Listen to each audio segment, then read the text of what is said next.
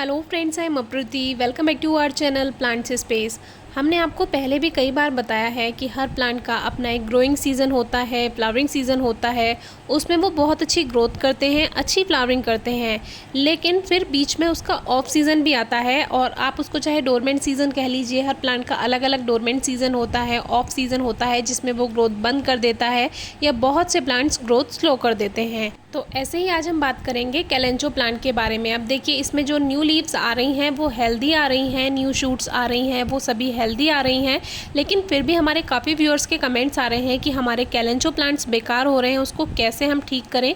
अब वो बेकार में ये नहीं बताते हैं कि प्लांट गल रहा है यानी उसमें रॉटिंग हो रही है या पत्तियाँ बेकार हो रही हैं। तो ये जो हमारे कैलेंचो प्लांट्स हैं, इनकी पत्तियां आप देखेंगे तो ये आपको देखने में बिल्कुल अच्छी नहीं लगेंगी, क्योंकि अब ये पुरानी हो चुकी हैं और जब ये हटेंगी तभी प्लांट में अच्छी ग्रोथ आएगी। तो वैसे तो आ जाएगी वैसे भी ग्रोथ, लेकिन अच्छा नहीं लगता है जब आप गार्डन में प्लांट्स रखते हैं। तो कोशिश कीजिए कि जो भी उसकी बेकार लीव्स हैं आप उनको हटा दें। तो अब ये जितनी भी उसकी पुरानी लीव्स हैं ये अब बेकार हो चुकी हैं और आप नई भी हटाएंगे तो थोड़े दिनों बाद ये अपने आप गिर जाएंगी। और इसमें से देखिए, यहीं से लीफ नोड पर से ही इसमें न्यू शूट्स आएंगी। तो कोशिश कीजिए कि जितनी पुरानी लीव्स हैं, जितना भी कोई भी प्लांट है, जितना भी उसमें इन्फेक्टेड पोर्शन है या ड्राई लीव्स हैं या बेकार वाली लीव्स हैं, वो सभी आप हटा दीजिए। क्योंकि जो न्यू ग्रोथ होती है उसमें थोड़ा सा प्लांट को डिस्टर्ब होता है। अगर आप वो सभी बेकार ग्रोथ हटा देंगे तो जितनी भी न्यू ग्रोथ आएगी वो सभी हेल्दी आएगी, क्योंकि प्लांट पूरा फोकस करेगा अपनी न्यू ग्रोथ पे।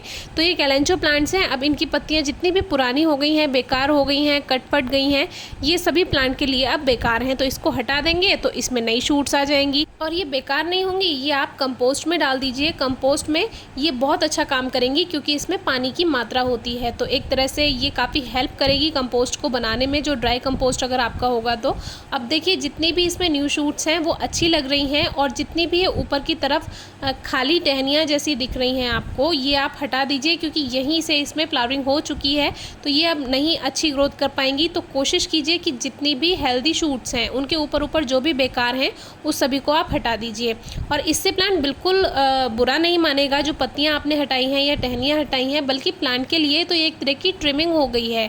प्लांट और भी अच्छी ग्रोथ इस तरह से कर पाएंगे। अब देखिए, इसमें यहाँ सेलोशिया का प्लांट अपने आप ग्रो हो रखा है, ये सीड से ग्रो हो गए थे और ये वही प्लांट्स हैं जो एक बार इसके सीड्स हमें गिफ्ट में मिले थे। तो ये अपने आप सेलोशिया ग्रो होता रहता है और इसके जो फ्लावर्स हैं ये कुछ फ्लेमिंगो बर्ड जैसे लगते हैं, हमने आपको पहले भी बताया है। तो इसको हम आने देते हैं क्योंकि इसमें कोई डिस्टर्ब नहीं करेगा ये प्लांट को। अभी हमें प्लांट की न्यू ग्रोथ पे फोकस करना है और अभी भी कुछ फ्लावर्स आ रहे हैं, जबकि अभी गर्मियां हैं। गर्मियों में कैलेंचो प्लांट पे फ्लावरिंग नहीं होती है, लेकिन कुछ शूट्स अगर रह गई होंगी तो वही फ्लावर्स दे रही हैं और एक नहीं है, एक दो जगह ये काफ़ी आए हुए हैं। तो इनकी जितनी भी ये बेकार पत्तियां हैं वो हटा दीजिए, जितनी भी बेकार स्पाइक्स हैं वो हटा दीजिए। इसमें एक और ये बेबी टियर जैसा एक प्लांट होता है, ये अपने आप ग्रो हो रहा है और यहाँ पे ये टर्टल वाइन का एक छोटा सा अगर टुकड़ा भी इसमें चला जाता है पौधे का, टहनी का, तो वो अपने आप ग्रोथ करता चला जाता है, तो वो भी इसमें फैल गया है।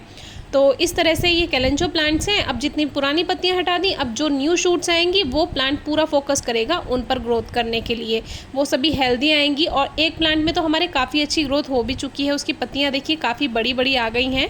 तो इस तरह से ही ये पूरे प्लांट्स बन जाएंगे और इसमें आपको बस पानी का ध्यान रखना है। गर्मियों में बहुत ज़्यादा पानी ना दें, क्योंकि कैलेंचो प्लांट जो होता है ओवर मॉइस्चर की वजह से ही वो गलता है, रॉटिंग स्टार्ट हो जाती है उसमें।